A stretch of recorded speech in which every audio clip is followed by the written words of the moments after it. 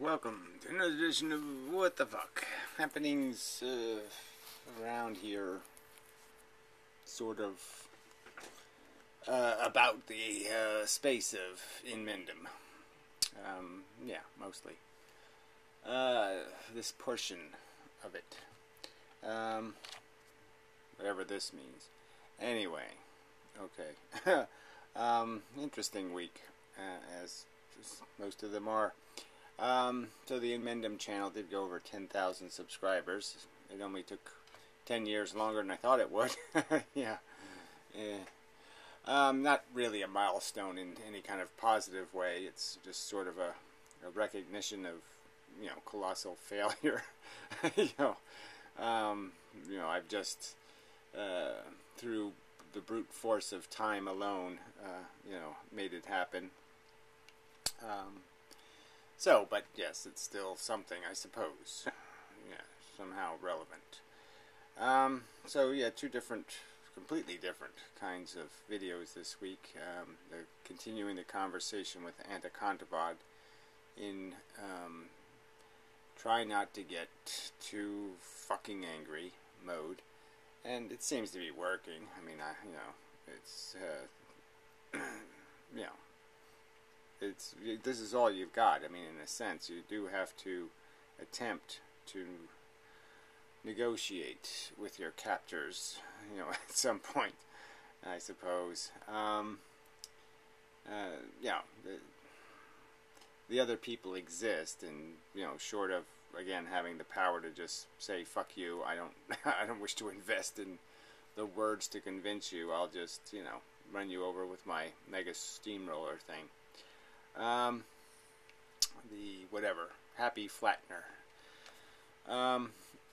And then the other part was this whole continuing little bit of drama spin. I mean, it started off as a dissection of fake Sagan's transitions, and to see if there was anything fake Sagan had learned, that was really cool or something. And it just kind of turns out that, well, he sort of learned that, being a shithead isn't great.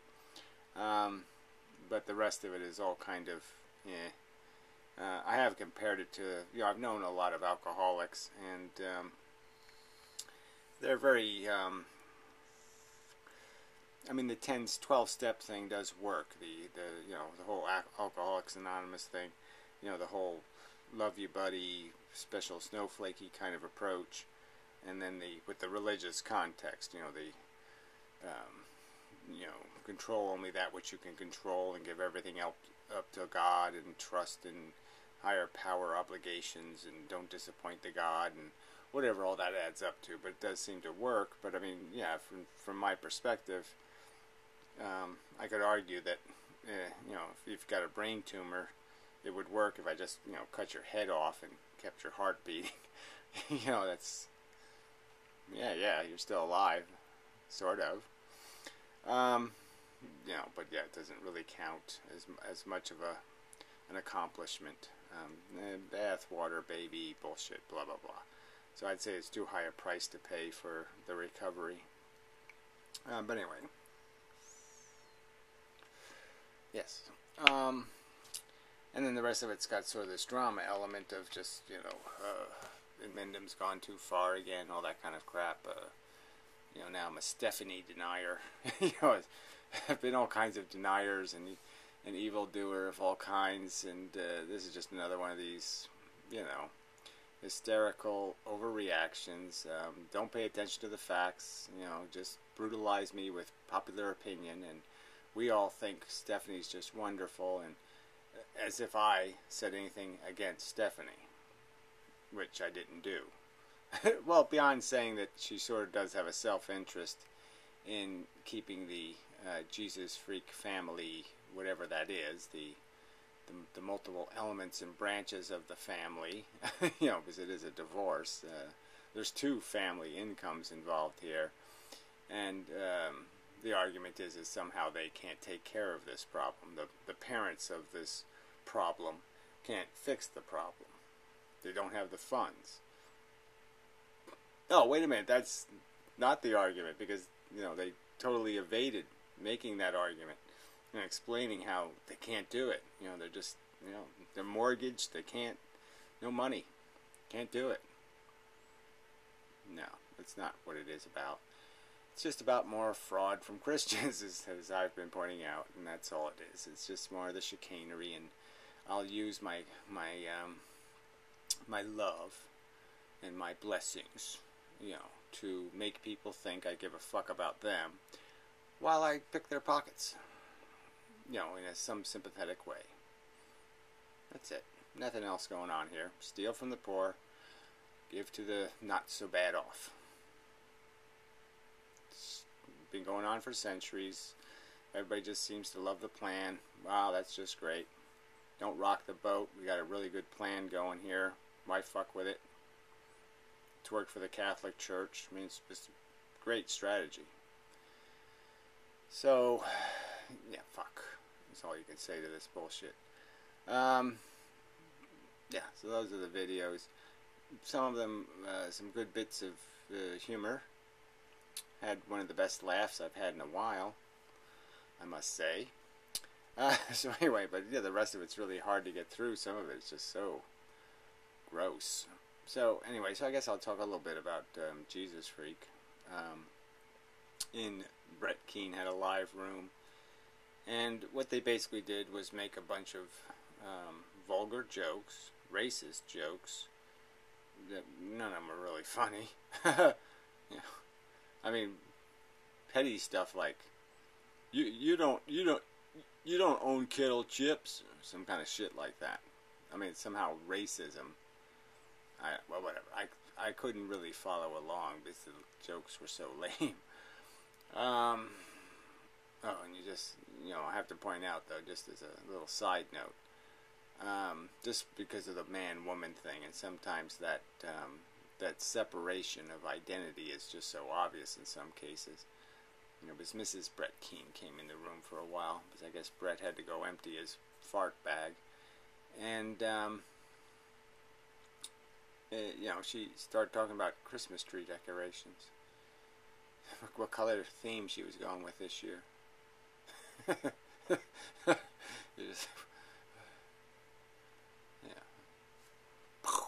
I mean,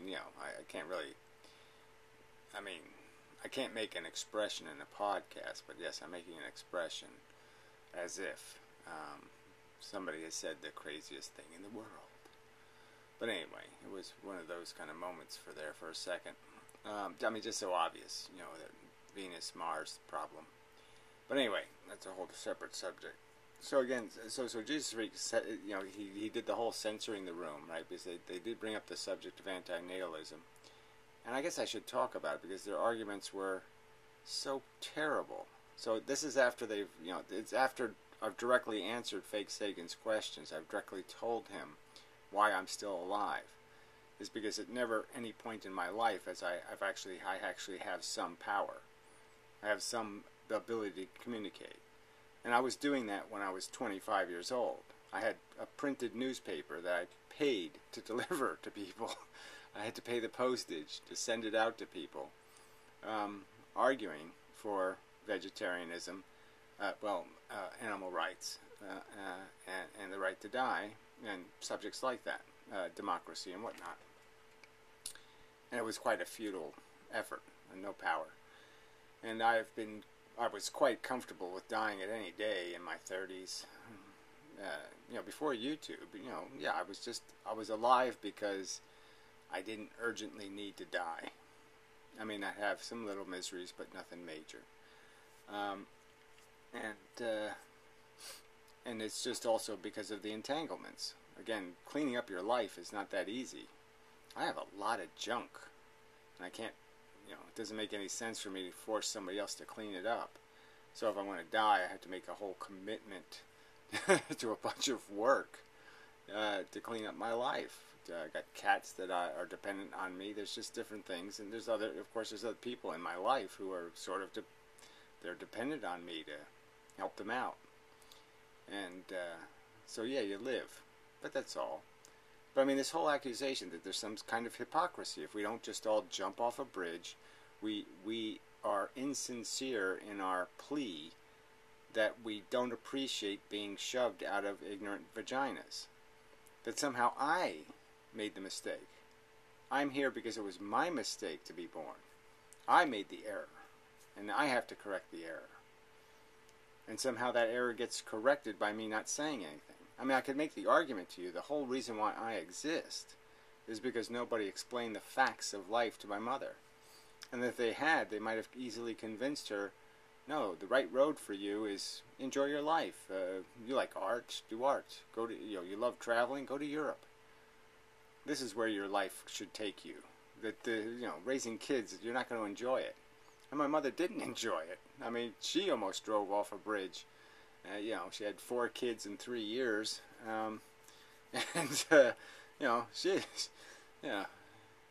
she had to go on drugs to get through life.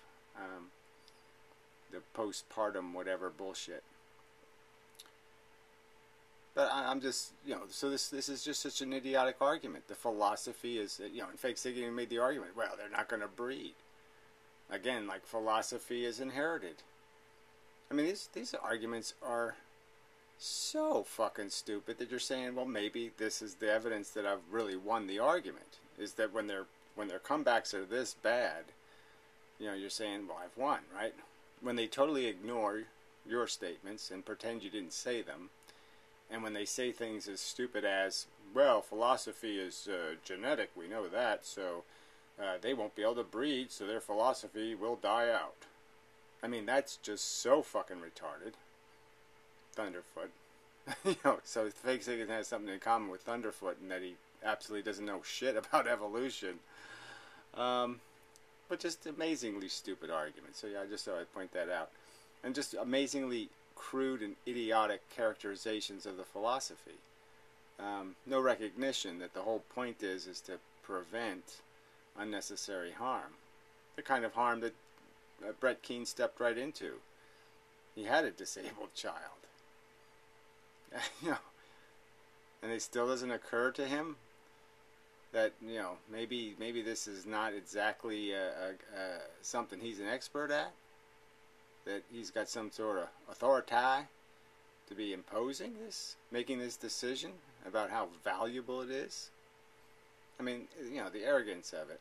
And again, well, Brett Keane's hypocrisy is just enormous because, as stated in the past, he has conceded some elements of this argument and recognized that people are maybe too reckless and they really don't think about what they're stepping into.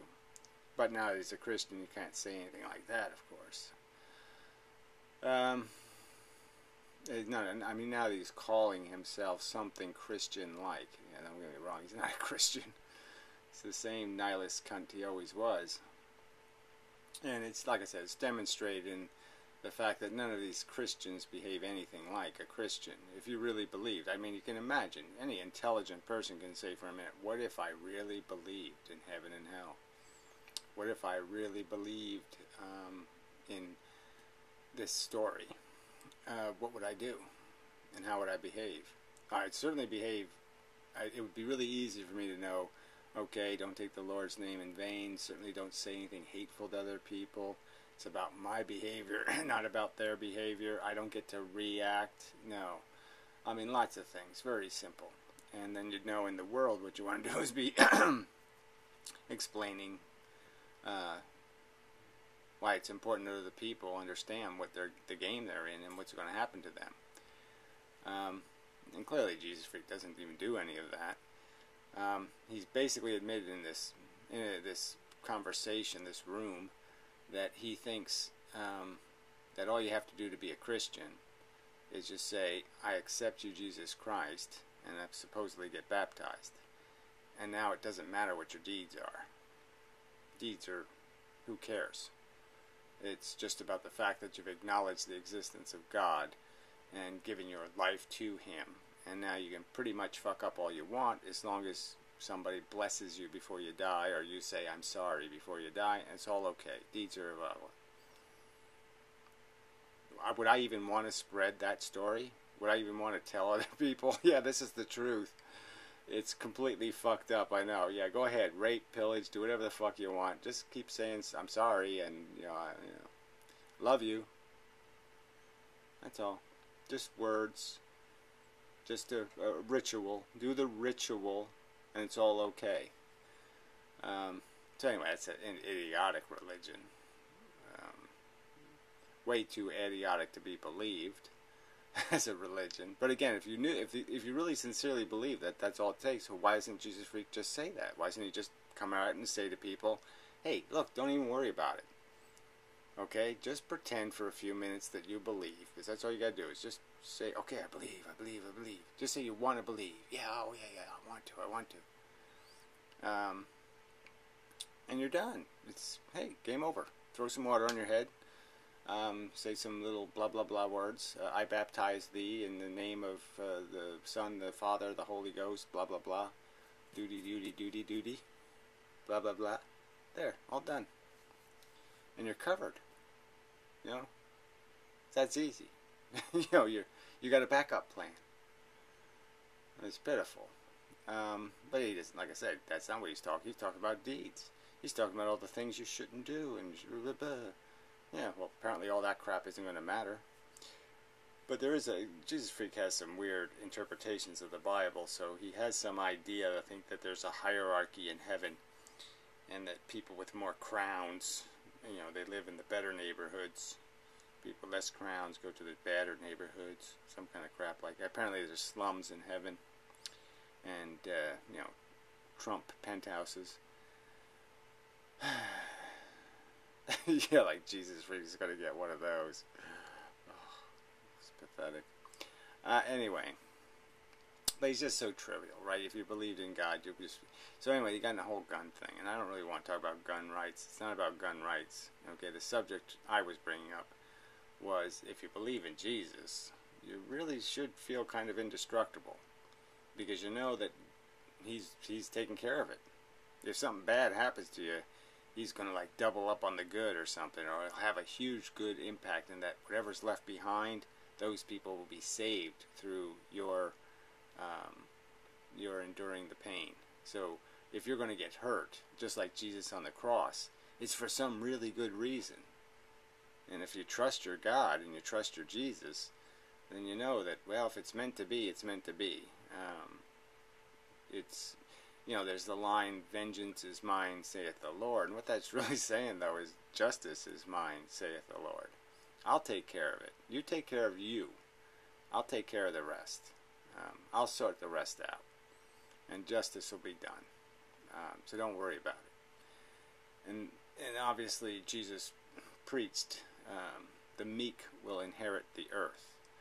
Now, I don't think he was thinking the meek were carrying swords, or in the modern day variant, guns, and relying on them. So, you know, I think this is, you know, the whole forgiveness thing, the whole thing. What would Jesus do? And does somebody really think Jesus, if confronted with a criminal, he's going to pull out his Colt and shoot him in the head? And there's no, you know, in Jesus Freak's conversation, there's no shooting somebody in a body part, injuring someone. They always talk about killing somebody. Like there's no way these people can figure out how to shoot low. They have to shoot the headshot. It's always kind of ironic and funny that they never have a conversation about shooting somebody to injure somebody or to stop somebody. They always talk about killing somebody. I mean, most people shot don't die. There's no reason to associate shooting with dying, unless that's maybe what you're figuring on doing, is killing. So that's kind of a giveaway also. But anyway, the funniest thing about the story was, okay, I mean, there was two elements to this one story Jesus Freak told. So apparently he's changing the oil in his car and his motorcycle, and somebody breaks into his house, which I guess means they walked into his open house. And who you figure would do that but some teenager or something, right? I mean, who's going to... The guy's in his driveway changing oil. I mean, I don't know where Jesus Freak's garage is, but, you know, just saying. And so apparently, Jesus Freak just left guns laying around. So he just had one laying by his computer on the desk, and somebody took it. So when he came into the house, he noticed there was something disrupted, and he didn't tell us what else was stolen. You know, But I mean, how much can the criminal carry, realistically? So we don't even get that part of the story. So again, it's another Jesus freak story with no details. It doesn't make a hell of a lot of sense. And so what does Jesus freak do? He knows the guy's got a gun and was in his house. And so what does he say? I'll go further into the house and go get my gun. So to go get his gun, he's now unarmed. Theoretically, right? Unless he carried his gun with him to change the oil. Another one of his guns, his 12 guns. You know, he couldn't sell any of those for his daughter, of course. No way to do that. I need my 12 guns. I have 12 fingers, right? Wait a minute. So then he decides to go say, oh, I have to go get the criminal, because if he's still in the house, I have to go look for him. So the whole idea was to go to his bedroom, get his gun, and then go searching through his house for some gun-toting criminal so he can have a gunfight with him or something. And then he says, I'm not looking for trouble. I'm not trying to create a mortal situation. Oh, yeah, really? When obviously a rational person would say, who knows who took this gun? Teenager, psychotic crazy fuck, homeless guy, crack addict? Who the fuck knows? Why the fuck would you even go anywhere near it? You just say, somebody who's been in my house, you go next door, call the cops. What rational person sits there and says, I'm going to go look for trouble, but I'm doing it the Jesus way to defend myself? Yeah, I don't think so. You're looking for trouble. Or maybe he was worried because he had all his porn out, all his homo porn, and he didn't want the cops coming and saying all his shit, his anal probe dildo-y machine and all that kind of stuff was all laying right out in the open. He didn't want to have the cops come over and see all that shit, so he had to get upstairs and, clean up. Something like that. Yeah, I'm sure. Couldn't invite the cops over if he has a bunch of kiddie porn laying out in the open, right? Right on the computer screen. I'll do my own. If Jesus Creek doesn't want to provide the details, I'll provide my own. Yeah, it's a lot more fun that way. Anyway, I hate that fucker. So it was my point. Yeah. So what is the moral of the story, right? He committed the ultimate crime of the gun owner. So he's saying, I mean, let's not even bother with the statistics, right? He's defending this as if gun possession in homes protects people in their homes. When we know statistically that's not what it does. It gets your family killed. It gets your children killed. That's what it statistically does. It doesn't protect you from the psychotic murderer. Yeah, it might protect you from a petty thief, but there aren't that many psychotic murderers out there. As much as everybody watches the movies and everything, no, it really doesn't happen that often. Like, it happens as often as lightning striking you, or airplanes landing on your car, that kind of stuff. It doesn't happen very often, statistically. It's not the #1 cause of death in America. Not even close. Having surgery, having elective surgery, you're more likely to die from that, Jesus freak, than a home invader. You know how many times more likely? Well, I don't know either, but the number's really high, like 1,000 or 10,000 times more likely to die from non-necessary surgery than a home invader. So let's just ignore the facts, all right? That there's no evidence that guns make you safer. They, in fact, they make your family safer. No evidence of that at all. And even if you came up with some, even if you could say there were a bunch of criminals stopped, the price you're paying for is the known deaths of children. You're killing kids to stop criminals. And again, I would say that's not a fair trade. It's not a rational trade-off. Not even close to a good trade-off. Alright, so just ignore the facts and tell silly stories about how you're doing something honorable and Jesus-like. Alright, but the worst part of it is, right, so he thinks he's doing this for his family. And what did he do? He gave a criminal a gun. Now he made a criminal more dangerous. So when that criminal comes to my house, he has a gun now. Now I'm threatened. Now my life is less secure because Jesus Freak is an asshole and can't take responsibility for the weapons he owns. He just leaves them lying around. And he brought up later security systems. Well, is it irrational to have security systems? Well, apparently it's irrational to you. You've got loaded guns sitting around in your house and you didn't have a security system? Yeah. So anyway, yeah, so I wish that they really would track these things. I mean, maybe in the future Jesus Freak will find out that the gun he recklessly put in the hands of a criminal killed a family. And then I wonder how he's going to do his addition then, and what he'll be thinking about what his impact was, because he wanted to play with deadly force in the Jesus way, in the Jesus style deadly force. And he calls that being a good Christian. It's a good Christian not to count on God. God won't take care of you, is what he's saying. Clearly. So in spite of Jesus saying, do the birds have microwave ovens and machine guns? Well, does God take care of them? Yeah, he doesn't protect everyone from an eagle. Doesn't save every bird's life or, to be 90 years old. But I guess you'd understand that some of that is because we grow as individuals through the attrition, which I don't buy into, but that's your theory. That's the theory of your God. You want to change the odds. God has you slated to be a pawn, and you're saying, I don't want to be a pawn, so I'm going to change my status to bishop or rook. That seems like all you're doing is saying, well, God, I don't like your plan.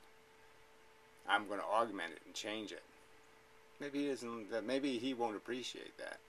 We don't get to know the truth, so yeah, there's no fucking God, and he's not going to explain. No chance of God explaining that one. But anyway, I just found it so hypocritical.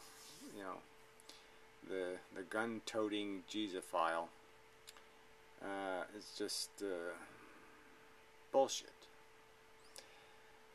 Anyway, but what a menace to reason and logic. Yeah, just a menace to these things. Alright, so is there anything else in particular I had to talk about from there? Yeah, it was just a horrid conversation. It's just, and watching fake Sagan sit there and quietly listen to Jesus Freak go on and on and on, and just, wow. It's just painful to watch.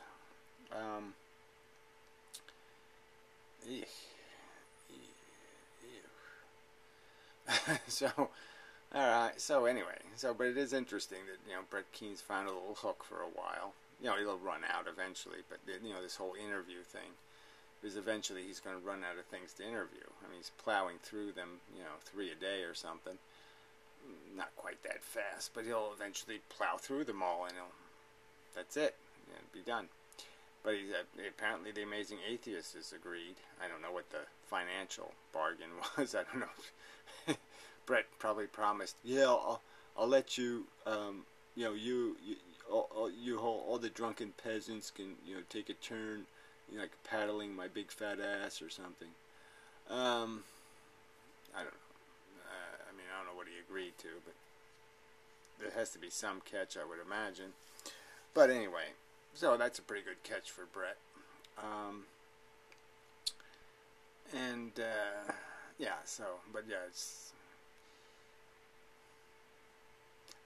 It's, yes, it's whatever. It just doesn't make much sense, and it's just all such a pile of shit, because none of it's terribly Christian, and none of it's framed at all in any appreciation for what Jesus stood for, in terms of being against all of this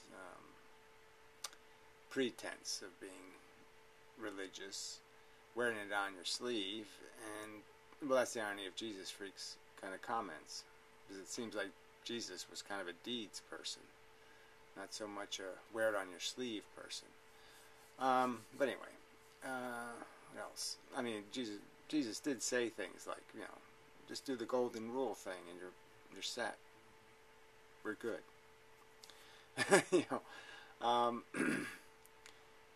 So what else do I want to say? So yeah, whatever. As I know, I'm just not terribly interested in interviews.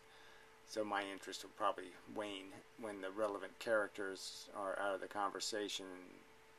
And I'm not going to be brought up. If I'm not going to be brought up, who cares, right? Or some subject I find relevant, like antinatalism or vegetarianism or something like that. So yeah, I think that's enough. Or what a lying cunt Brett Keane is. But maybe the Amazing Atheists take care of that. Yeah, so I don't know if there's anything else that's... lots of stuff, I'm just saying. That's just stuff on my mind. No point in dragging this out too long. I don't have much to report on the Anaconda front. It's sort of relevant, though, to my desire to do these structured debates eventually. And, the idea of some way to filter an argument and say, there's sort of an obligation to walk up the staircase one stair at a time, and that way you can find out where there's an unresolvable problem. That's no point in walking further up the staircase if you don't fix it. Well, I mean, there's probably a point in jumping over a couple of missing stairs here and there, because sometimes from the higher stair it's easier to fix the lower stair. You have a better it's easier to show somebody how that stair can be fixed. Maybe that would be the way to say it. You can get a better angle on the brokenness of that stair. You can see the split in the wood easier or something. I don't know how to say it, but so I mean, this is all practice for that kind of thing. And I do have some ideas for videos and things, and because I'm very busy, and I do want to get back to the physics, so I'll probably be doing that in a few days, more intensively, and with greater concentration of my time and such. But anyway, so yeah, I guess it was my birthday and Thanksgiving during this week, so yeah, I forgot about those. Both events took place without incident. I don't Thanksgiving. I don't usually birthday either, so